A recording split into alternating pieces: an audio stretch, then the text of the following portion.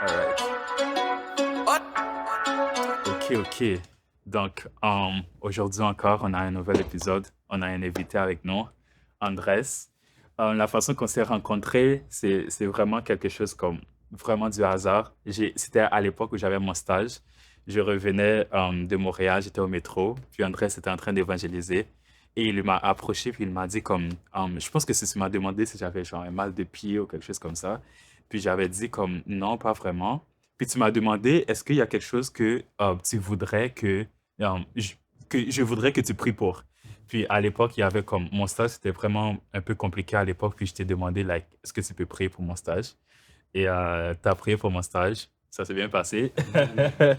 Ça s'est bien passé. Puis l'histoire que je raconte maintenant, si j'étais en stage, ça se peut que ce soit comme 2000, maybe 2019, 2019, 2020, je pense. C'était euh, après la pandémie. C'était Ouais, pendant c'est la ça. pandémie. Ouais, peut-être après parce que si j'étais encore en stage, Ouais, c'était c'était comme dans pendant, ce ouais, temps début. environ-là. Donc, j'ai regardé comme on a commencé à se suivre sur Instagram et tout, et j'ai vu comme certaines vidéos de toi où tu racontais ton témoignage et tout. Et j'étais comme, il y a certains témoignages ou certains trucs que tu as dit qui m'ont impacté, qui m'ont influencé. Puis j'étais comme, dans ma tête, je me rappelle, je regardais ça, puis j'étais comme, oh, wow. Puis comme je voulais faire un podcast avec toi, on n'a jamais pu communiquer et tout. On s'est rencontrés à Montréal, à Revival. Puis c'est là que je t'ai demandé si tu voulais. Donc, on peut rentrer comme directement dans le sujet. C'est comment, disons par exemple, tu avais commencé l'évangélisation au métro, vu que c'est là qu'on s'est rencontrés et tout.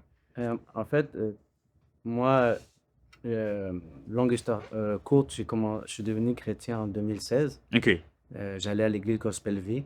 C'est sûr que dès le départ, euh, je sentais ce feu-là en moi, tu vois, cet Mhm, appel-là de partager cette belle nouvelle, cette bonne nouvelle, cette merveilleuse nouvelle qui m'a sauvé moi de où ce que je suis, où ce mhm, que j'étais. mhm. Oh, j'imagine on va rentrer en Yeah, secret tantôt. on va en Mais, parler. mais, mais c'est ça, donc quand je vais raconter d'où Dieu m'a sorti, beaucoup vont comprendre le pourquoi j'ai ça à cœur beaucoup, Mhm, les âmes qui se perdent, mhm, parce que j'en étais une. mhm. J'étais pas juste quelqu'un qui connaissait, qui suivait pas Jésus, mais j'étais quelqu'un qui se dirigeait directement vers un gouffre. Wow. Donc, euh, donc c'est ça qui fait que je pouvais pas, et même encore aujourd'hui, je peux pas être insensible euh, aux âmes qui se perdent. Mhm, Donc, c'est ce qui m'a poussé. Mais pendant la pandémie, pour revenir à ta question, c'est que ça a été un coup dur pour beaucoup de monde. mhm, Puis, à un moment donné, il y avait un pasteur, qui aujourd'hui c'est mon pasteur, pasteur Jorge, et il m'avait appelé et on avait pris contact pour une activité qui s'était passée. D'ailleurs, c'était Pasteur Simaïr, je ne sais pas si tu connais, mhm, de mhm. France. Il était venu, puis en tout cas, ça a fait du bruit, là, vraiment. Tout le monde a commencé à évangéliser, c'était fou. Puis là, j'ai connu le Pasteur Jorge, et puis en ce moment-là, lui est venu, il a pris mon contact, puis quand la pandémie est arrivée, il s'est souvenu de moi, mais j'ose croire que c'est Dieu qui a mis dans son Mhm, cœur mhm. de m'appeler. Il a dit, hey bro, toi, t'es un évangéliste, on va évangéliser, let's go. Fait que, il m'a sorti de ma zone de confort. Moi, j'étais en train de, tu sais, de sombrer un peu j'étais tout seul, la pandémie, Mhm, mhm.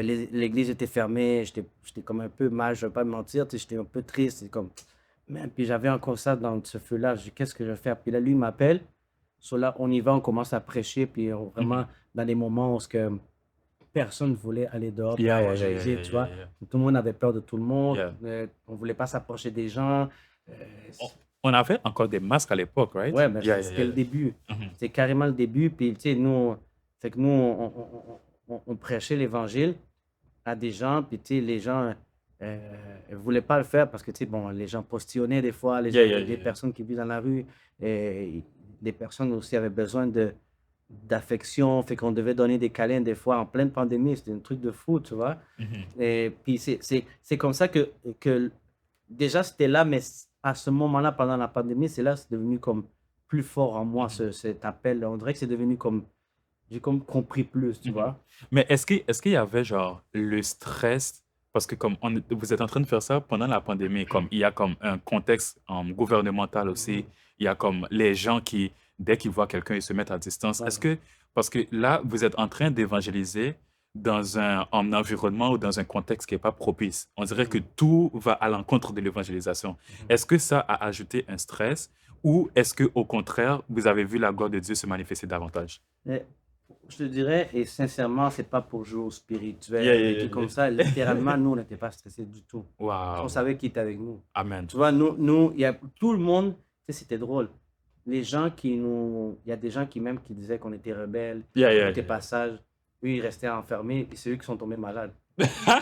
Nous, on n'est jamais tombés malades. Tu vois ce que je veux dire? Yeah. Le truc, c'est fou, tu comprends, c'est là que tu dis quand Dieu t'appelle, puis il va te baquer, puis même si même si on était tombé malade, ça ne veut pas dire que Dieu n'était pas avec nous, Mhm, mhm. simplement. Mais nous, on n'avait pas de stress parce que rappelle-toi que la Bible dit de prêcher la bonne nouvelle en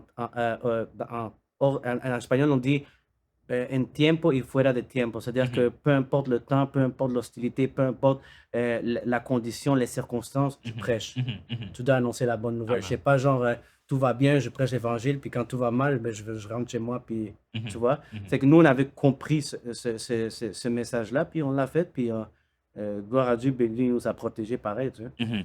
Et pendant tantôt que tu es en train de raconter, tu as dit ce feu-là, comme ce truc que tu ne peux pas rester insensible à une âme perdue, c'est à cause que où tu étais avant, c'est à Ouais. cause de ton témoignage. Est-ce que tu peux nous plonger dans cette période de avant Christ? Genre, ça ressemblait à quoi?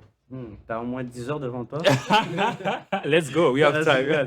time. Non, mais écoute, ben, je vais faire ça le plus court possible, mais Ok, moi, j'ai grandi dans une famille chrétienne. ok, ok. Même un père qui, dès l'âge de 15 ans, ou un peu avant, non, après 15 ans, mais à l'âge de 15 ans, lui, il fait la guerre, puis tout, puis en revenant de la guerre, il veut devenir pasteur. Il sent Ok. l'appel de pastoral, il étudie pasteur, et tout. Ma mère, toujours chrétienne, fervente chrétienne, femme de prière.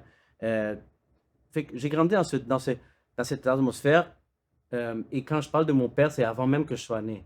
Parce Mhm, que lui, après la guerre, les traumas, euh, tout ce qu'il a vécu, ça l'a rattrapé. Puis lui, malheureusement, aujourd'hui, il a renié la foi, tu vois. mhm, Il était à step back.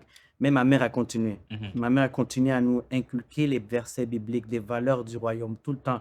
Ça ne m'a pas empêché, moi, de prendre un autre chemin. mhm, Et pourquoi? Et c'est là où beaucoup de gens pensent que parce que maman et papa sont chrétiens, mhm, que le fils ou la fille va devenir chrétien. mhm, C'est un mensonge parce que c'est souvent, ce qui arrive, c'est que c'est le Dieu de tes parents, mais c'est pas ton Dieu. mhm, À moins que tu décides toi-même de faire ce Dieu-là ton Dieu. mhm, Et moi, je ne voulais pas encore, sûrement pour les blessures que j'avais au niveau de paternel, tous les coups que j'ai reçus, j'avais, je pense qu'un peu la même mentalité que mon père, c'est que s'il y a un Dieu tant amoureux, si présent, si bon, pourquoi je vis ça, pourquoi mhm, telle affaire. mhm. Donc moi, j'ai pris ma route. Et Ok. qu'est-ce qui est arrivé?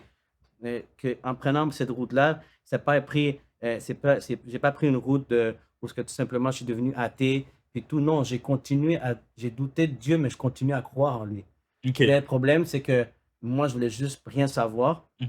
et j'ai commencé à extérioriser, verbaliser, canaliser mes émotions de manière très négative. En, Donc, vas-y. en fait, est-ce que c'est comme littéralement, tu étais comme contre Dieu? Dans le sens que, ok, tu savais que Dieu existait, mais tu étais comme comment tu existes, comment tu es autant un Dieu d'amour, puis je passe à travers ça. Puis comme, c'est comme si tu es comme, ok, Dieu existe, mais moi, comme je suis pas dans tout ça, comme je nie complètement comme le fait qu'il m'aime ou le fait c'est un Dieu mauvais. Est-ce que Ouais. c'était dans ce sens-là un peu? Non, c'est fou parce que le- la croyance était tellement forte. Moi, je savais que Jésus existait. Ok, Je savais que ok. c'était le Fils de Dieu. Mhm, Je savais que c'était le chemin, la vérité, la vie, que nul pouvait aller au Père que tout ça, je le savais. mhm, Tout ce qu'on prêche aujourd'hui, tout ça, je le savais. Je savais que ma destinée, c'était l'enfer si je ne me repentais pas. Tout mhm. ça, je le savais, mais malgré tout, je prenais la décision quand même de ne pas suivre Dieu. Wow. Parce que pour moi, c'était ma destinée. Je dis, mon père, on n'a plus de papa, ma mère, elle souffre. C'est souvent pour ça que we deserve that. Mhm. Tu vois? Wow. So, moi, j'ai dit, OK, si c'est ça le chemin, et là, j'arrive à trouver une famille Mhm. dans les games. Dans les Hmm. games de rue. Je me fais recruter, tu vois. Là, est-ce qu'on parle de... On est à Montréal. Montréal, Ok, tout à on est à Montréal. Montréal. Est-ce que tu es né à Montréal? Je suis né à Montréal. Ok, so, tout ce qui se passe en ce moment, c'est à Tout ce Montréal. que je veux raconter, Ok, c'est nulle part ailleurs que Montréal. C'est tout ok. à Montréal. Euh, Même pas à Laval, Longueuil, vraiment tout Montréal. Saint-Léonard, surtout dans les premières années. Mhm. Donc, moi, je vais à l'école Antoine de Saint-Exupéry, Saint-Ex, Wow. secondaire. Au primaire, déjà là, bataille, délinquance, tout. euh, l'école missionnaire, toutes ces affaires-là. Mais rendu au secondaire, vraiment, j'ai commencé à me battre. On m'a mis dans une classe de troubles de comportement, Mhm. tout ça. Et donc, euh, pendant que je me bats et tout ça, il y a une gang de rue hispanophone qui me repère, ils voient c'est oh, potentiel, tu vois. Donc, ce Wow. qu'ils font, c'est qu'ils envoient mon meilleur ami. Et quand je dis mon meilleur ami, c'est pas, c'est littéralement mon meilleur ami parce qu'on a grandi ensemble. On a grandi dès qu'on était tout jeune, là, tu sais, enfant, on a grandi ensemble. Il était enfant unique et tout. Donc là, ils viennent vers moi, ils me proposent d'entrer dans un game. Bien entendu, il ne va jamais me dire à aucun moment, il va me dire, ben écoute, tu risques de mourir, tu risques de faire de la Mhm. prison, tu risques de te faire battre, tu risques de Mhm. te faire trahir, tu vois? Lui, il est dans le gang. Il est déjà là-dedans. Mais tu as dit un truc qui a capté mon attention. Tu as dit, les gangs, ils ont repéré. Mhm. Mais tout ce qui se passait à l'école. Ouais. Like, c'est comment ce système de repérage se faisait? Est-ce que, genre, ils rôdaient autour des écoles ou est-ce que, genre, tu te battais tellement que ton nom a été soulevé dans le quartier ou un truc? Les deux, mais parce que la gang était déjà dans l'école. Tu avais déjà des membres de gang de rue dans l'école, tu en avais dans d'autres écoles, tu en avais OK. qui n'allaient pas à l'école. OK. Les plus vieux, ils avaient déjà travaillé, ils travaillaient déjà. Fait que, tu sais, fait que c'est sûr que je me bats, ne serait-ce qu'il y en a un qui me voit, puis il dit, oh, gars, j'ai vu, tu sais, je sais pas comment Wow. ça s'est passé Yeah, yeah, yeah, exactement, yeah, yeah. mais je sais qu'ils m'ont repéré. Je sais qu'ils ont envoyé un gars, puis ils m'ont dit, oh, mon meilleur ami, puis ils m'ont dit, oh, écoute, tu veux rentrer dans tel gang, nanana, puis voilà, les femmes, l'argent, l'alcool, le pouvoir, la puissance, tout ça, c'était comme the beautiful picture, you know, Mhm, comme mhm. ils m'ont peint ça comme si c'était quelque chose de rose, tout Yeah, beau. yeah, yeah, yeah. Je suis pas bête, je sais qu'une gang, c'est violent, j'ai vu les films de gang, mais tu sais, jamais j'imaginais que j'allais passer par tout Mhm, ce que je vais raconter, tu vois. mhm. Donc là, ton meilleur ami, il t'a parlé. Mhm. Et là, tu as pris la décision. Est-ce que comme ça a pris longtemps avant que tu dises que, OK, je vais intégrer ça? Est-ce qu'il y a eu un moment de réflexion ou du moment où il t'a présenté la chose, that's it, I'm in. J'étais straight. Shit. Genre, tu vois, moi, aujourd'hui, je peux te dire avec du recul, parce qu'il y a une rétrospection, il y a une résilience aussi dans ce que quand je raconte mon témoignage, Mhm, il y a un step back vraiment très grand, là, tu vois. mhm, Mais sur le moment, je réalise pas que je souffre, que j'ai la haine, que mhm, j'ai un sentiment d'abandon, de trahison, mhm, mhm, de rejet, tu vois. Tout ça est un mélange. Donc, quand lui arrive, moi, je vois une opportunité de me faire accepter, de me faire aimer, mhm, de me faire valoriser, mhm. tu vois. Fait que je dis tout de suite oui. Fait que là, c'était même pas genre, OK, demain, viens à telle heure. C'est oui, puis on me roule de coups tout de suite au manteau, puis on me frappe. On me Wow. frappe pendant plusieurs secondes. Après ça, bienvenue dans le game. Maintenant, il faut que tu ailles faire un crime. OK, attends, mais stop. Parce qu'au début, tu as dit que comme tout est rose. Like, c'est comme, Mhm. on te parle des femmes, de l'argent and Ouais, ouais, everything. Mais ton initiation, c'est qu'on te frappe. ouais. Après l'initiation, est-ce que comme il n'y a pas cette façon de penser que I'm not doing this? Non, parce que ils te le disent, on va te rouer de coups, mais c'est juste, tu sais, c'est comme pour que tu encaisses, pour que, tu sais, genre pour te rendre un homme. Parce que non plus, comme je te dis, je suis pas bête, je sais que c'est une gang. Mhm. Oh, ouais, Je suis ouais. pas en train de Yeah. rentrer tu sais, dans la politique ou, Ouais, ouais. je sais pas, dans les scouts. C'est Mhm. vraiment, tu vois, je veux dire, c'est pas une affaire de scout. Yeah. Je rentre dans une gang. Quel âge? Quel âge? J'avais 14 ans. Et, et 14 ans, c'est très jeune, tu Yeah. vois. Yeah. Et puis, la gang, elle est réputée dans l'Amérique latine au complet, dans les États-Unis. Maintenant, ils sont partout dans le monde. Fait que c'est une gang très, très, très violente. Moi, je ne savais même pas qu'elle existait ici. Mhm. Cela, quand on m'annonce ça, je rentre dedans, on me roule de coups, je me lève. Puis tout de suite, qu'est-ce qu'ils font? C'est comme, yeah, t'es fort. Tu vois, comme ils donnent du Mhm. props. Mhm. Puis ils te Mhm. valorisent. Tu Mhm. vois? Fait qu'ils te font sentir comme si, ouais, je sais que t'as mal, mais t'inquiète. Mhm. Maintenant, t'es avec nous, we got you. Tu Mhm. vois ce que je veux dire? Et c'est un sentiment, si on parle de la valorisation, c'est un sentiment que à l'époque, tu n'es pas trop familier avec. Que je recherchais en dedans de moi sans savoir. Mhm. Tu vois, parce que c'est inconscient. Mhm. T'es trop jeune pour te dire, voilà, c'est ce que je cherche. Tu peux pas. Mon cerveau n'est pas développé assez pour Mhm. dire, voilà, je souffre, je vis l'abandon, Mhm. j'ai besoin d'une valorisation, etc. Tu vois, fait que, Mhm. Mhm. Donc là, tu es initié, mhm, il faut que tu ailles faire un crime. ouais. C'est quoi le crime? Au début, c'est très relax, sans minimiser. OK. Parce que je dis très relax parce qu'après, ça Ça augmente. monte. Fait que c'est un vol au dépanneur. Mhm. Tu vois. Euh, il y avait aussi des fois un peu plus violent côté physique. C'était comme fallait que je me batte avec deux personnes en OK. même temps. OK. Et puis même si je me faisais péter, ils allaient pas m'aider. C'était genre, tu te bats avec ces deux-là. Mhm. Puis Mhm. that's it. Ou on marche dans la rue, puis on croise quelqu'un, puis on te provoque. OK. Puis moi, il faut que c'est moi qui dois, tu sais, comme, Mhm. entamer tout. Mhm. Et fur et à mesure, pardon, fur et à mesure, ben, euh, on fait nos preuves. Mhm. Puis même quand j'ai fait tes preuves, si tu veux grimper d'échelon, ben Mhm. aussi, il faut que tu fasses plus Mhm. de trucs. Fait que, tu sais. Donc, est-ce que à cette époque aussi, OK, t'es dans le gang et tout, tout, tout, est-ce que comme il y a ce côté en toi qui est comme, je veux faire mes preuves, je veux grandir dans cette organisation, si on peut l'appeler comme ça, je veux gravir les échelons. Est-ce qu'il y a est-ce que comme les gens du gang, quand ils te regardent, ils sont comme, ce gars-là, il a quelque chose en lui, comme il a comme ce qu'on recherche, la colère qu'on recherche, et il va comme gravir les gestions. Est-ce que comme tu es un prospect Euh, à l'époque? les gars de gang, tu sais, dans les crimes et tout, dans la criminalité, pardon, Mhm. ils vont toujours dire, ouais, lui a ça, mais pas pour ton bien, pour Yeah. leur bien. Tu vois, Hmm. pour leur propre intérêt. Pas parce qu'ils croient en toi, parce Yeah, qu'ils yeah, yeah, voient, yeah. waouh, on va faire quelque chose de bon avec lui. Ils s'en Mhm. fichent de toi. Mhm. Ce qu'ils veulent, pardon, c'est leur intérêt. C'est comme, qu'est-ce que je peux leur apporter sur le moment. C'est comme ils voyaient que moi, j'étais un gars comme très, comme, Mhm. pas juste extraverti, mais genre impulsif. Mhm. J'étais très agressif. Alors, eux, ce qu'ils faisaient, c'est que quand il y avait une bataille, pas juste moi, mais entre autres, Mhm. j'étais toujours au front. Mhm. Tu vois, comme dans les premiers. Quand on devait aller faire, mettons, un acte criminel, ben, ils vont faire en sorte que c'est moi qui rentre le premier dans le magasin ou que c'est moi qui tienne l'arme. Mhm. Tu sais, quand tu y penses avec du recul, tu dis si je m'avais fait pogner, eux se lavaient les mains, c'est moi qui pognais. Mhm. Mhm. Tu Mhm. vois, fait que c'était tout le temps parce qu'ils savaient que moi, je voulais faire mes preuves. Ils Mhm. savaient que je voulais être accepté. Ils Mhm. savaient qu'ils me tenaient, tu comprends? Ils Mhm. savaient que, tu sais, ils me tenaient comme ça. Ils savaient, bon, avec ce gars-là, on peut faire ce qu'on veut avec lui parce que lui, Mhm. il est fidèle, il est loyal. Il va jamais nous trahir. Dès qu'on lui demande quelque chose, il va le faire. Mhm. Puis, genre, cette période-là, t'es rentré à 14 ans. Ouais, Ça a duré combien de temps? jusqu'à 26 ans. De 14 à 12 ans. Ouais. Puis, j'imagine que comme dans cette période-là, c'est une période aussi, si je prends comme le peu de choses que je connais des gangs et tout, l'atmosphère, est-ce que c'est une période de drogue dure, alcool, armes, des choses comme ça? Ouais. Tu sais, le port d'armes, c'est clair que c'était inévitable, que ce soit un arme à feu, que ce soit une machette, un couteau, un marteau, ne serait-ce que même des fois un ciseau, un crayon. Des fois, c'est comme OK.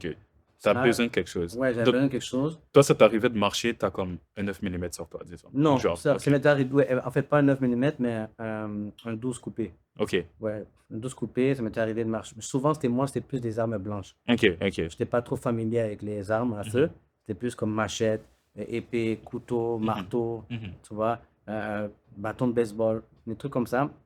Drogue, dès l'âge de 15 ans, j'ai sombré dans l'alcoolisme, mais comme intense, intense, intense. Mhm. Genre, je pouvais pas passer plus de 2 jours sans boire de l'alcool. Wow. Puis ça, c'était littéralement, c'est même pas une exagération. C'est qu'après la deuxième, la troisième journée, soit que je devais voler, peu importe, mais il fallait que je boive, tu vois. Mhm. Puis même en prison, parce que je suis allé en prison, puis là, on va le savoir après, mais Mhm. même en prison, je fabriquais de l'alcool, tu vois. Tu le faisais? Je le faisais moi-même. OK. C'était pas possible tout le temps, mais Yeah. dès qu'on pouvait. La drogue, la cocaïne, voilà.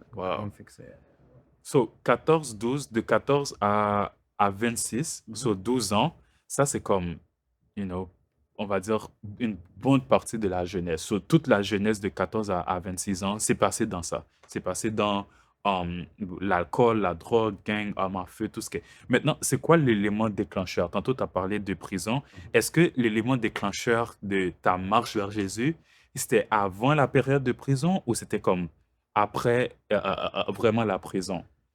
une bonne question. Et moi, je crois que quand t'es marqué, t'es marqué. Amen. Tu vois, quand Dieu t'appelle, il t'appelle depuis même le début. Tu Mhm, comprends? Fait mhm. que moi, je me rappelle, ça commence avec ma mère qui nous parle de Christ. Ça commence après, même quand j'étais dans la délinquance, on allait dans un café chrétien, je me rappelle, puis c'était un ancien mafioso qui était pasteur, puis tout, puis lui, il donnait de la bouffe gratuite, puis tout. Mhm.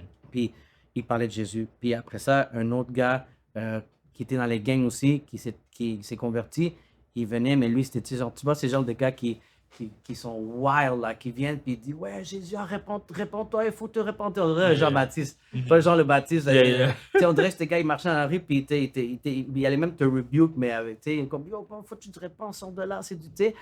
Il y avait tellement de personnes dans ma vie qui sont venues me parler de Christ. Mhm. Même en prison, j'avais un gars, que son nom s'appelle Café en plus, un haïtien. Le nom, c'est Café. Shout out les Haïtiens. C'est ça. Et il me parlait, il s'avait converti aussi là, puis il me parlait de Jésus. Puis moi, je me rappelle à l'époque, je connaissais le psaume, je le connais toujours encore, le psaume 91 en espagnol par cœur. Mhm. Il est quand même long, tu vois. Mhm. Fait que là, moi, tu sais, je me la jouais chrétien. Fait que quand il me parlait de Jésus, de Dieu, c'était facile pour moi de répondre Mhm. parce que je connaissais les bases. Mhm. Mhm. Fait que tu vois là, j'ouvre une parenthèse, que c'est pas parce que tu connais les bases de Dieu, Mhm. c'est pas parce que tu vas à l'église, Mhm. c'est pas parce que tu chantes bien, tu prêches bien que tu es nécessairement soit sauvé ou Mhm. soit baqué par Dieu, tu vois. Mhm. Je ferme la parenthèse. Fait que c'est vraiment ça, fait que je parlais avec lui. Puis à la fin, ça a été Emmanuel Wallet. Je sais pas si tu connais. Yeah, yeah, yeah. Manny. Manny. Yeah, yeah, yeah. Lui, je l'ai connu au pénitencier. Ok, Tu vois? ok. Lui, il était déjà chrétien, fait que lui, on a parlé ensemble, puis tu sais, moi, ouais, j'allais, puis tout, à la chapelle, ce qu'on appelle la chapelle. Puis quand je suis sorti, j'ai donné ma vie à Jésus en 2016, et après, on s'est recroisés, tu vois. Mais c'est toutes des gens, revenant toujours à ta question, comment est-ce que je vais, tu sais, c'est vraiment toutes des gens qui, c'est pas un truc genre l'élément déclencheur.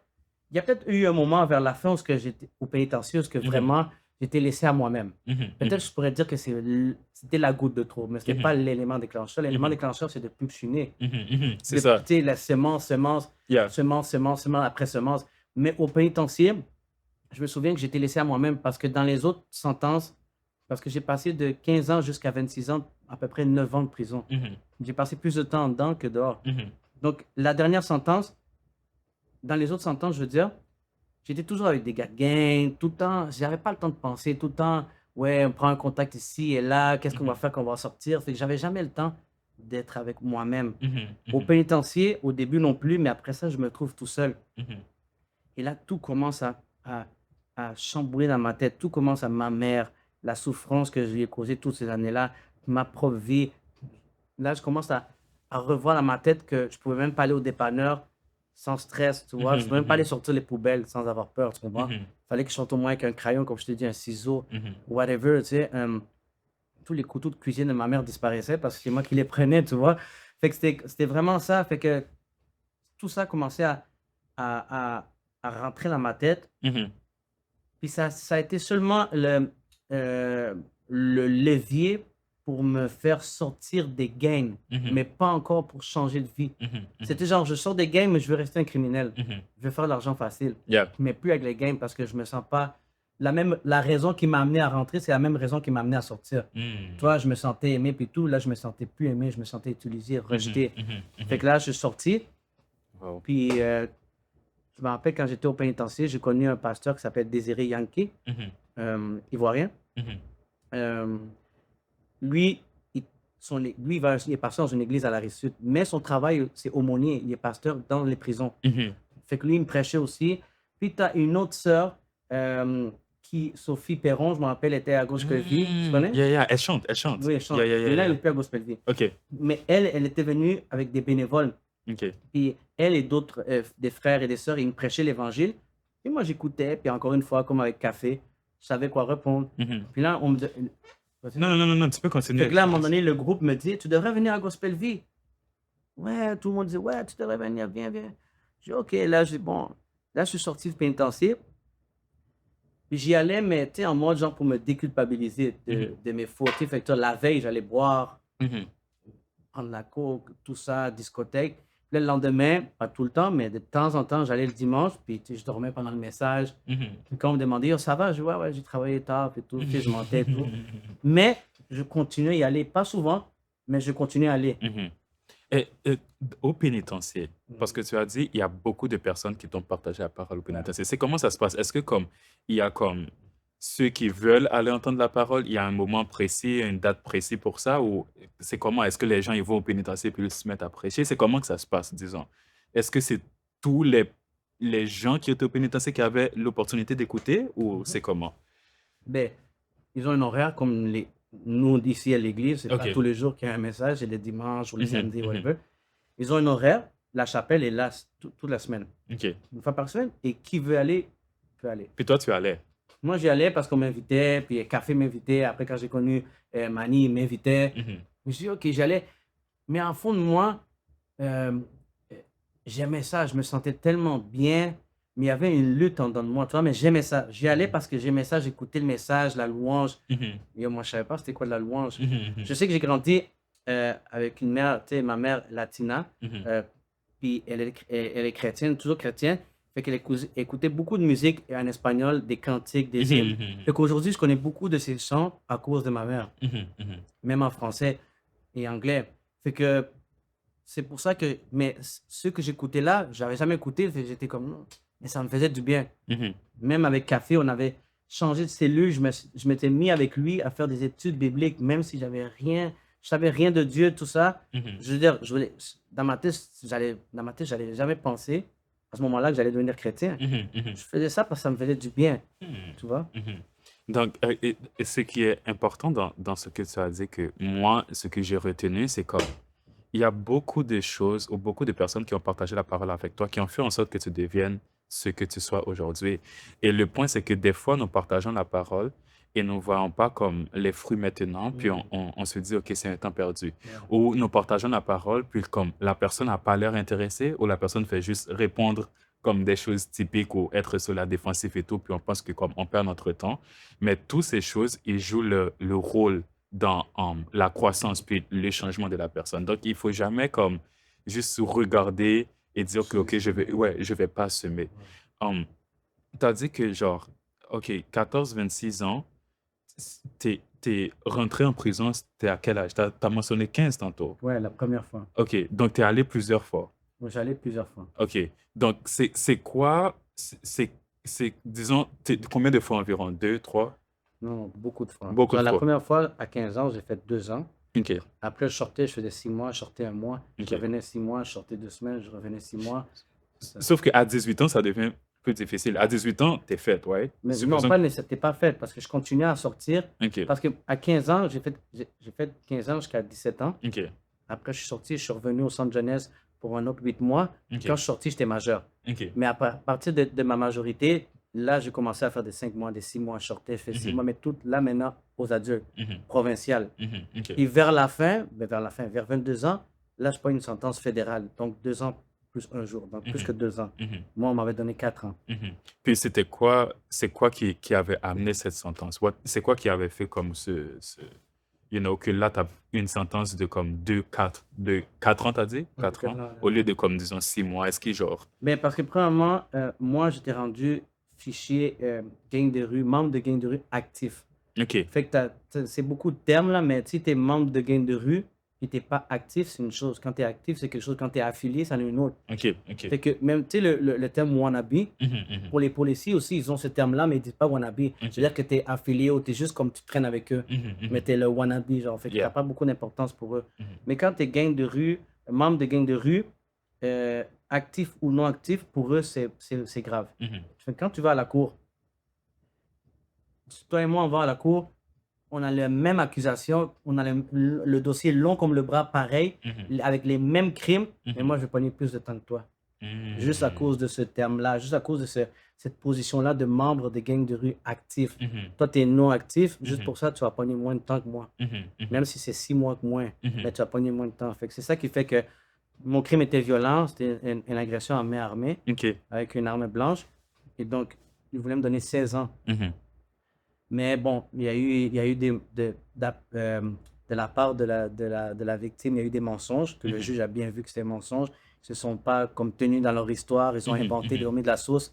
Puis ça a fait 16, 12, 8, 4, mais ils ne pouvaient pas descendre plus que ça. Donc, si par exemple, il n'y avait pas de mensonge, nothing, et que les gens étaient juste restés sur bon, les preuves qui étaient là, tu risquais 16 ans. Non, OK, justement. OK. Ils voulaient 16 ans parce qu'ils À cause des mettaient de la sauce. OK. Mais quand ils ont vu que leur ami, l'ami de la victime, c'était pas cohérent avec ce que la victime disait. Mhm. Ils ont dit quelque chose, puis tu sais, c'était comme plusieurs. Mhm. Fait que c'était plusieurs histoires différentes. Mhm. Ils ont dit, ben non, fait, finalement, on ne peut pas l'accuser de ça. Mhm. Parce qu'il m'accusait de tentative de meurtre. Mhm. Mhm. Ils ont dit, ben non, on voit bien que c'est pas une tentative de meurtre first. Mhm. Surtout l'endroit où ça a été coupé et tout. Fait que là, ça descendait 16, 12, Mhm. 8. Mais l'avocat me disait, je peux pas te donner moins que ça parce que, à cause de ton dossier. Mhm. C'est sûr que tu vas faire du peine. Mais prends ça parce que si tu vas en cours et tu fais, mettons, comment on appelle ça, un procès, Mhm. et si tu le perds, là, ils vont te détruire. Wow. Là, tu vas Ok. peut-être parler plus que 16 ans. Là. Ok. Ouais. Ok. Donc là, ces 4 ans-là, tu es dans la prison. Ouais. Est-ce que tu es encore, disons, est-ce que tu as encore les mêmes comportements? Est-ce que tu es genre encore dans le gang, dans la prison? Ou c'est quoi la dynamique de la prison? Parce que je sais que, ok, je sais pas, mais mais j'imagine de la prison, comme des fois, il y a comme des gangs différents qui sont là et tout. C'est quoi la dynamique? Est-ce que genre, tu es en danger là-bas? Est-ce que comme tu agis d'une certaine façon pour gagner le respect là-bas? C'est quoi qui se passe? C'est plus dur. Je trouve que, en tout cas, moi, je parlerai pour moi, là, mais c'est plus dur parce que tu peux pas fuir. Tu vois, dehors, tu peux courir. Yeah, Il y yeah, a, il y a 3, 4 gars qui veulent faire ça pour toi. Mais en dedans, tu vas courir où? yeah. Tu vas aller dans ta cellule et ça va être pire parce que là, ils vont te prendre dans ta cellule. Et même si tu fermes ta porte et si tu snitch, comme ils disent dans le terme de la rue et tout, tu vas voir le gardien, mais c'est pire pour toi après. Ah ouais. Ouais, parce que là tu es obligé de signer protection. Ils te mettent dans un secteur de protect. Fait que là, tu es taché. Puis n'importe où on te transfère, tu vas être taché protect. Fait que là, ton nom est sali. Fait que là, c'est comme si tu avais double mise c'est comme si tu avais deux fois, mettons qu'on met ta tête à prix, on va dire. C'est comme si tu Mhm. avais 2 fois ça. Attends, mais là, il y a un truc que je comprends pas. Il y a un truc qui m'a confondu. Tu vas au gars, tu signes, disons, les trucs de protection, mais pour qu'on te protège. Ouais. Mais pourquoi ça te salit si... Te salit parce que dans les codes de la rue, tu peux pas Oh, aller là, faire ça la te loi. salue pour... Ah, Oui, ok. pour les gars de la prison, dans les codes de la rue, soit dehors ou en dedans, tu peux pas aller parler avec la loi. Ok. Ou tu peux pas aller faire comme si tu avais peur. Tu peux pas avoir peur. Mhm. Il t'est pas permis d'avoir peur. Mhm. Mhm. Et si tu as peur, il faut que tu transformes ça comme une rage. Mhm. Fait que tu utilises cette peur-là pour affronter Mhm. tes ennemis, tu vois. Mhm. Ok, donc, adolescence, jeune adulte, c'est tout ça qui s'est passé. Il y a eu les gangs, drogue, alcool. T'étais in and out de prison et tout. Et après, tu as rencontré Dieu. Tu as donné ta vie à Dieu. Maintenant, il y a ce côté de rédemption et de restauration. Ma question pour toi, c'est est-ce que c'est quelque chose um, qui a été fait, par exemple, rapidement, dans le sens qu'on sait que Dieu nous pardonne comme ça, mais il y a toujours non le problème, genre le sentiment de culpabilité. Est-ce que pour toi, ça a été comme, je sais que Dieu m'a pardonné, puis comme j'ai une nouvelle vie, j'avance, ou même si tu étais à l'église et que tu croyais en la grâce de Dieu, tu amenais encore ces choses du passé et que tu te sentais mal. C'est comment ça s'est passé? OK. Et là, je vais parler avec beaucoup de transparence. OK. Pourquoi je vais parler avec beaucoup de transparence? Parce que souvent, on a la manie, si je peux dire ça. Les chrétiens, des fois, on aime ça jouer les spirituels, genre tout va bien. Tu vois, ça fait 10 ans que je suis chrétien. Comment ça va? Comment tu vas? Gloire à Dieu, Yeah, tout va bien. God is good Ouais, all the all the time. time. And Nous, all les the time. Espagnols, les Latinos, qu'on dit comment ça, c'est en victoria. Toujours en victoire. On dit toujours en victoire. Mais tu n'es pas en victoire même souvent. Dites- Souvent, tu n'es pas en victoire du tout, mais tu dis en victoria. C'est ça, Yeah, parce que yeah, yeah. on est habitué que c'est un tabou d'aller mal. Mhm, mhm, Comme tu n'as pas le droit d'aller mal si tu es chrétien. mhm, mhm, Tu ne peux pas être triste parce que tu es chrétien. Quoique ce n'est pas faux en même temps. mhm. Tu peux traverser par une tristesse, par un moment. Mais c'est vrai que si tu as Jésus, la tristesse ne devrait pas demeurer longtemps. Mhm, mhm. Mais encore là, on reste humain. Yeah. Fait que, pourquoi je dis tout ça? Il y a beaucoup de choses qui se sont brisées comme straight up sur le moment même. Comme Des quoi, chaînes, dis-moi. comme l'alcool, Wow, la comme... violence dans mon cœur. Je voulais toujours me battre, tout ça. Mhm, La musique du monde, ça c'est bon, ça c'est personnel. Hein. mhm, Moi, personnellement, Dieu m'a mis une conviction d'arrêter d'écouter la musique du monde. mhm, Et ça, c'est moi, mhm, tu vois. Beaucoup de choses que j'avais dans moi, beaucoup de haine. mhm, mhm. Qu'est-ce qui arrive, c'est que pourquoi je parle de transparence? Parce que même encore aujourd'hui, presque 10 ans plus tard, I'm still working on myself. Je continue à travailler sur des blessures du passé, sur des traumas, sur des manières de réagir et tout. Et c'est sûr que je ne suis pas le même Andrés qu'il y a 10 ans. Yeah. Je ne suis plus le même. Mais il reste tellement de choses à faire qu'on est comme toujours En en processus. processus. On grandit, on essaie de grandir, puis des fois on stagne, puis des fois on continue à grandir. Fait que, est-ce qu'il y a des choses qui se sont brisées sur le moment? Oui, beaucoup de choses sont brisées sur le moment, qui fait qu'aujourd'hui, malgré que je travaille sur beaucoup de choses sur moi, fait que je ne veux pas réagir plus que comme j'aurais réagi dans le monde. Tu vois? Mais c'est sûr qu'il y a des choses que du passé qui retournent, parce que moi, j'ai pardonné mon père. Je suis allé le voir jusqu'au Costa Rica pour le pardonner. Ça, c'est en quelle année, ça? En 2019. En 2000. OK. vois? La même période qu'on s'est rencontrés. Ouais, juste un peu avant. OK. Fait que de 2016 jusqu'à 2019, j'avais cette amertume contre mon père. Bon, toute ma vie, mais genre, depuis que je suis devenu chrétien, j'avais encore de l'amertume pour mon père. Et j'avais pas une relation amoureuse côté paternel et fils. Mais en 2019, je le pardonne. Mais c'est pas comme de ma chambre ou de l'hôtel en train de pleurer à l'église. Non, je pardonne. Non, Dieu me demandait radicalement d'aller jusqu'à là-bas. Ça, c'est moi. Ça, c'est un processus avec moi. Je vais là-bas, je le pardonne. Mais qu'est-ce qui arrive? C'est que moi, je pense qu'en pardonnant mon père, je suis guéri. Oui, il y a des choses qui sont tombées, il y a des chaînes qui sont tombées qui n'avaient rien à voir avec le pardon. C'est parce qu'il y a eu une obéissance. Right? Mais j'ai compris avec le temps que, premièrement, une guérison n'est pas linéaire. C'est pas genre straight. Ça peut aller bien, puis tout d'un coup, whoop, et ça va de tout partout. Mais j'ai compris aussi que la guérison et le pardon ne vont pas toujours de mèche. Ils ne sont pas souvent, et même sont presque jamais ensemble. Tu pardonnes et le pardon est un des résultats de ta guérison. Mais ce n'est pas ta guérison. La guérison peut continuer des années encore. Mais donc, le pardon, c'est comme une étape dans le processus. Mais ce n'est pas le processus. C'est une étape dans le processus de guérison, mais ce n'est pas ta guérison complète. C'est une partie. C'est comme l'élément déclencheur. Il faut que tu passes par là. Si tu ne pardonnes pas, mais tu ne peux pas aller plus loin. C'est comme tu veux chercher un job, ben, premièrement, fais ton CV. Tu ne fais pas ton CV, ben, tu vas pas avoir de job. À moins que, tu sais, il y a toujours des exceptions, mais en général, c'est ça. Tu pardonnes first. Après vient le processus de guérison. Et puis, on parle de 2019, I'm still there. Peut-être pas comme avant, mais je suis toujours là. Je crois à la puissance de Dieu et je crois qu'il va finir ce qu'il a commencé dans ma vie. Mais ce n'est pas toujours facile. Puis des fois, on peut sentir le temps long. Tu vois? Mais j'ai une question pour toi, puis comme, même pas pour essayer d'être spirituel ou quelque chose. Disons, en ce moment, on est en train de faire un podcast où on parle des choses comme ça, et ce que tu es en train de dire va influencer et va impacter quelqu'un. Est-ce que comme, même à travers tes faiblesses, même à travers comme les combats que tu as maintenant ou des choses qui ne sont pas encore effacées complètement, est-ce que même à travers ça, tu vois que Dieu les utilise quand même?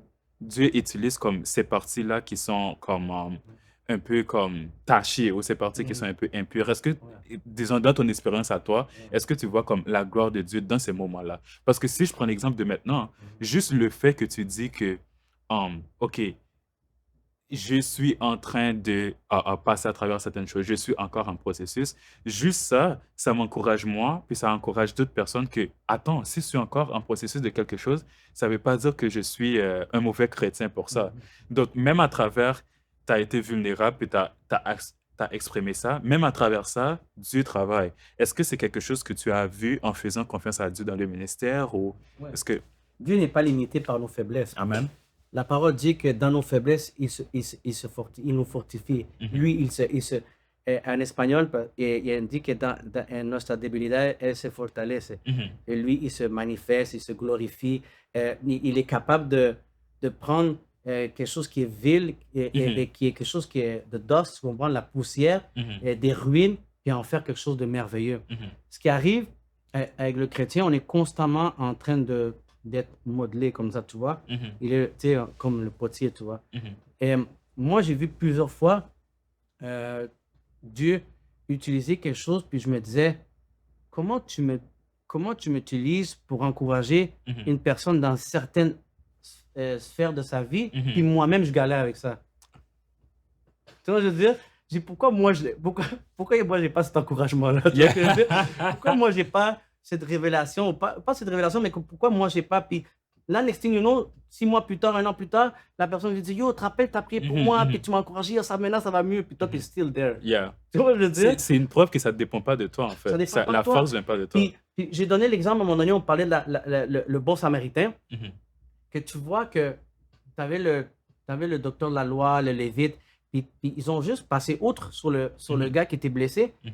Et le samaritain, si tu comprends à l'époque, Mhm. le contexte, l'histoire des samaritains, ben, eux, c'était un peuple rejeté, Mhm. un peuple qui souffrait. Mhm. Et ils étaient comme considérés comme des bâtards, littéralement, Mhm, mhm. comme vraiment, vous n'êtes pas des real pharisiens, Yeah. des vrais juifs. Yeah. Vous êtes fake. Donc, ils étaient rejetés, et surtout si c'était une femme, comme Jésus avec la femme samaritaine. Yep. Mais dans la parabole du samaritain, on voit quelqu'un de blessé, Mhm. parce qu'ils ne disent pas le samaritain passait par là, il était blessé pour ce qu'on le rejette. Non, mais on sait, Mhm. on connaît l'histoire des samaritains. Mhm. On comprend que ce peuple-là, sans exception, vit dans le rejet, Mhm. vit dans la souffrance.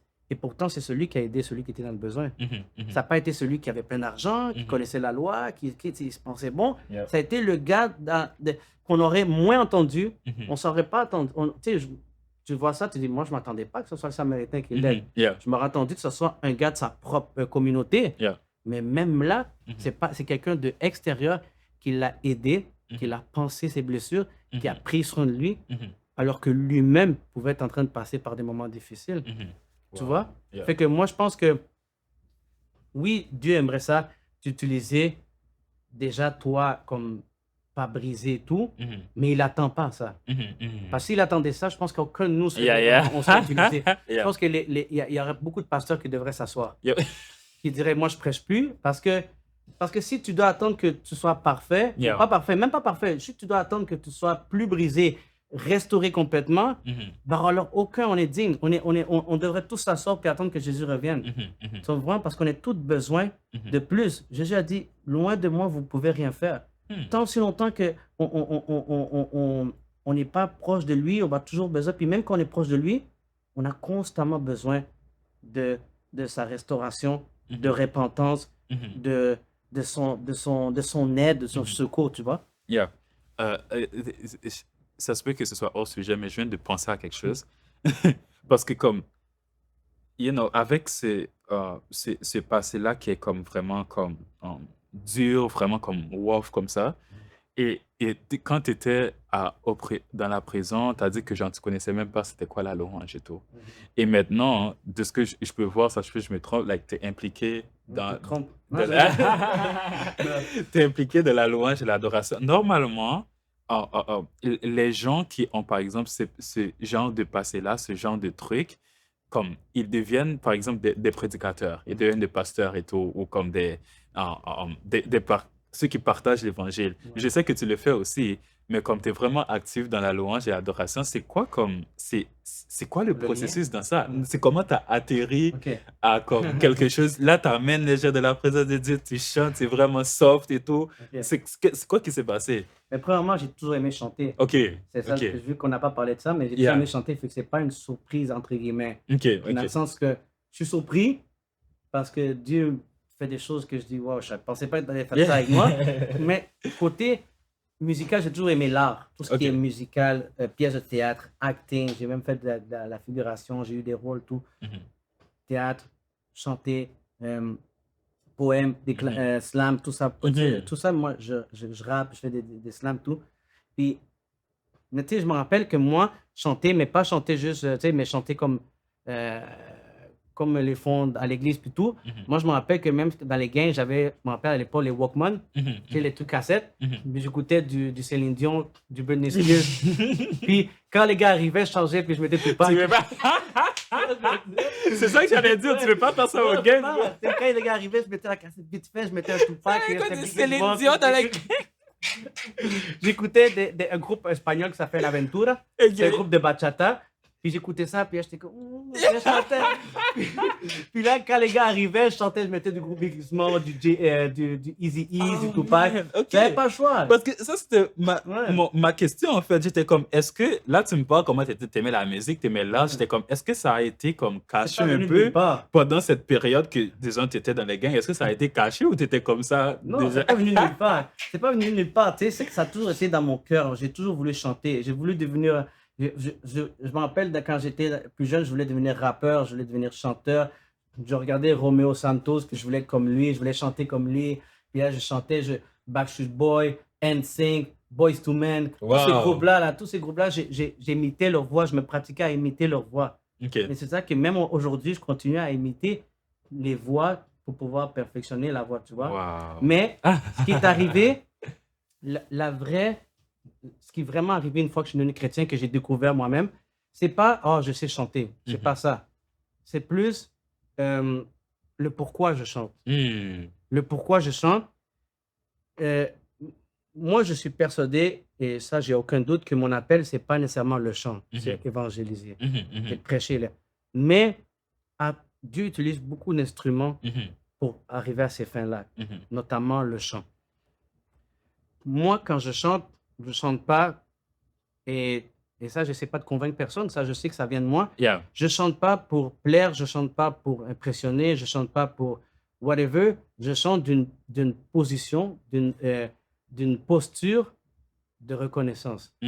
Et ça, indépendamment de mes défauts, de mes fautes, si j'ai désobéi à mon Dieu ou pas. Et ça, quand je chante, quand je prends le micro, quand je chante, j'ouvre ma bouche pour chanter, même si je suis tout seul dans la voiture, je chante, je suis toujours... Puis des fois, je vais dans la voiture, puis je vais commencer à pleurer, tu vois, mais quand je chante. Mais pas parce que, oui, c'est vrai que moi, je suis passé du gars dur à un gars super sensible.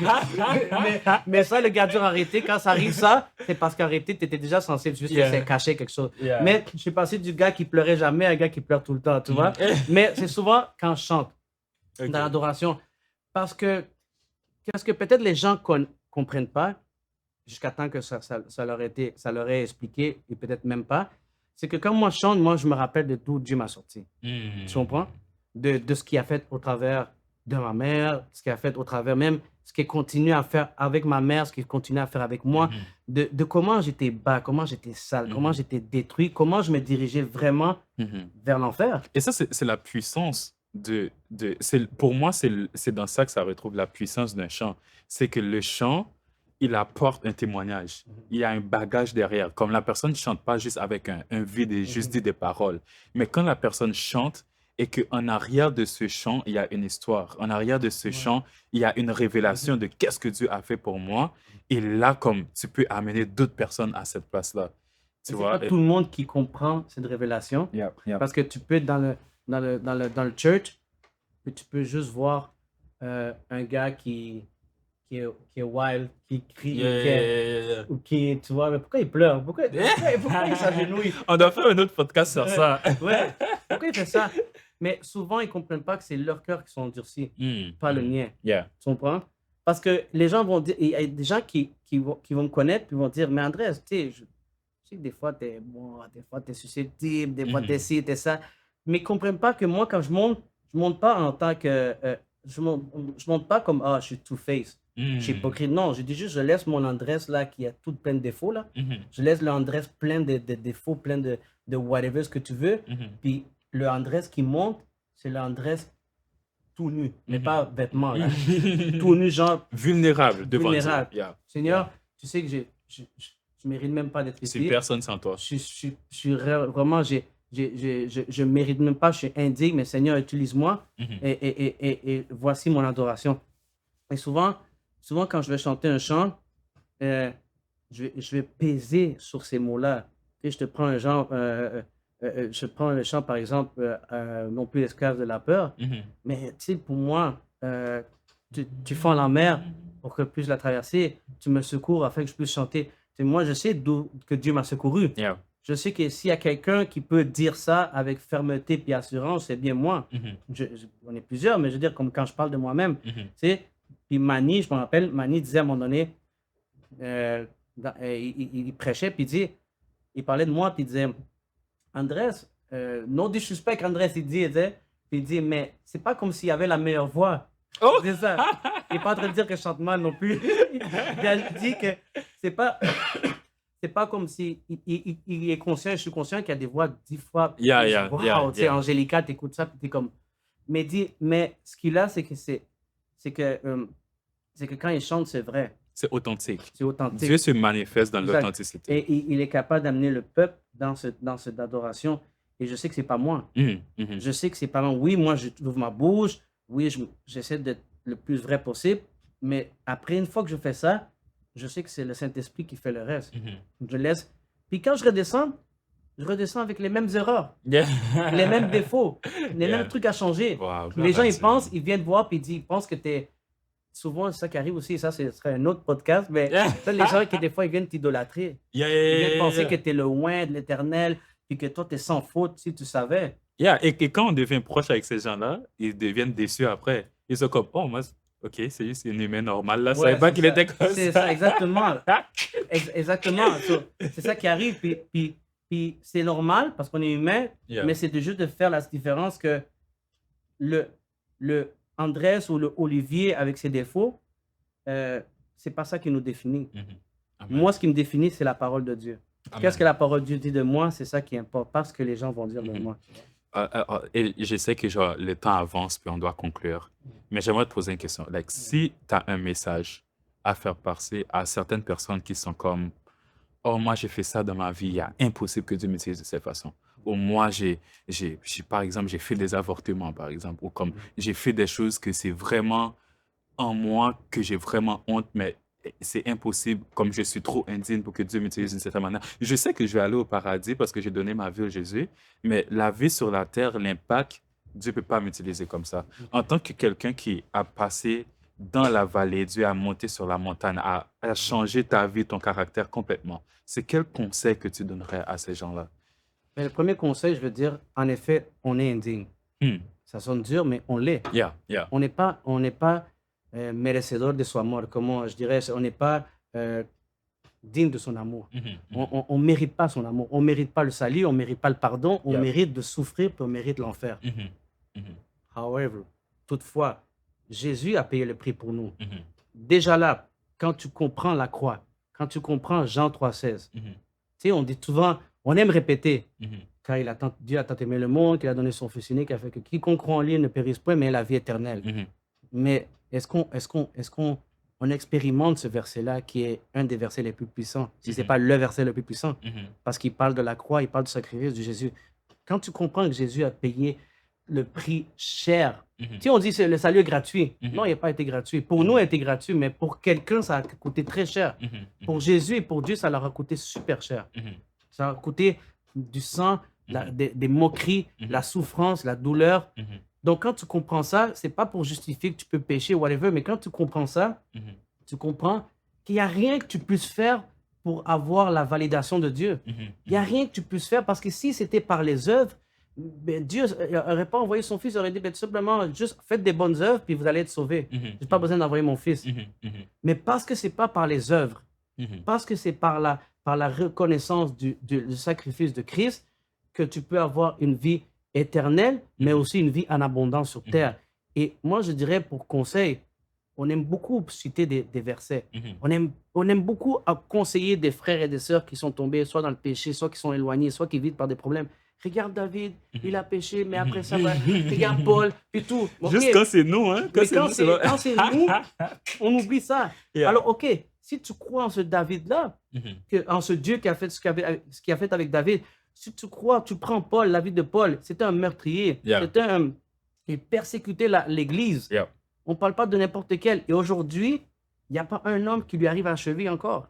Moi, je crois fermement, je le dis souvent quand on parle de Paul, qu'après Jésus, c'est le personnage préféré pour moi, parce que ce gars-là, malgré ses... Mais regarde, on parle de Paul.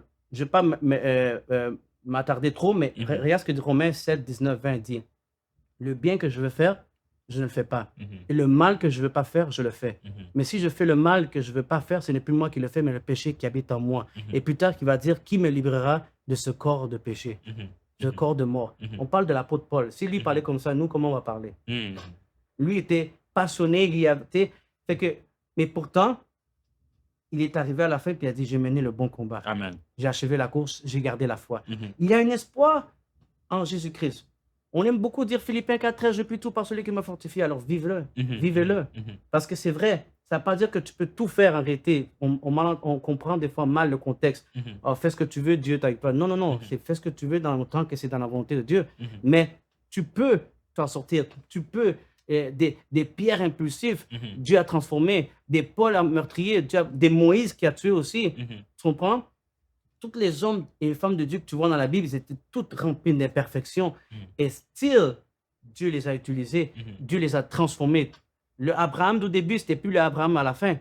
Le Paul, etc. Donc, le Zachée qui volait, qui est Matthieu, qui est tax collector, ces gars-là, ils sont tous dit waouh. Et puis, ça n'a pas empêché Jésus de les faire des disciples, de les faire des apôtres, de les faire des hommes et des femmes de Dieu qui sèment dans le royaume, qui apportent dans le royaume. Donc, moi, si je peux conseiller, tout simplement, c'est d'arrêter de faire l'erreur, parce que c'est l'erreur ce qu'on fait, c'est qu'on regarde à nous-mêmes. On se regarde à nous-mêmes, alors que quand Dieu nous regarde, nous, il ne nous regarde pas nous, il regarde Jésus. Fait que, mais il y a un truc, c'est de s'aligner avec Christ. Parce que si tu te désalignes, tu n'es plus aligné avec Christ, Dieu voit Jésus. Mais si tu n'es pas en dessous de Jésus, tu comprends, tu n'es pas aligné à Jésus, c'est sûr que tu vas avoir ce sentiment tout le temps de que c'est dur, puis ça va être dur. Mais moi, je dis déjà, je finis avec ça, ça va toujours être dur. Tant aussi longtemps que tu vis dans ce corps-là, dans cette terre, ça va toujours être dur. Mais Jean 16:33 a dit, je vous ai dit ces choses afin que vous ayez la paix en moi. Vous aurez des tribulations, mais prenez courage, j'ai vaincu le monde. Donc ça, c'est des bonnes nouvelles pour dire, Seigneur, c'est pas facile, c'est dur, mais au nom de Jésus, je vais arriver. Amen.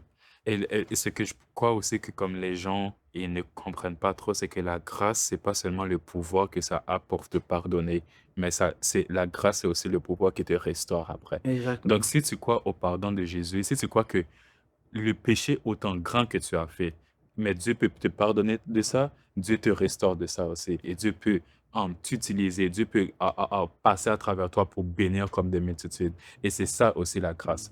La grâce, ce n'est pas juste, OK, j'ai péché, Dieu m'a pardonné, je reste là. Mais la grâce, c'est aussi, Dieu m'a pardonné, maintenant il y a un chemin à faire. C'est pour ça que Paul il a dit, j'ai combattu le bon combat, j'ai achevé la course, parce qu'il y a une course à faire. On a tout dit. Je ne vois pas d'autre chose à ajouter, vraiment. Quelle bénédiction. Amen. We have to do it again. Je pense qu'on peut finir avec une prière. Yes, we can do that. We can do Prière that. pour les gens qui vont voir. Oh, vas-y. We're still on live. Père éternel, merci Seigneur pour ce moment, Seigneur, précieux et puissant dans ta présence, Seigneur. Nous savons que tu étais déjà là en train de préparer le Amen. terrain, Seigneur.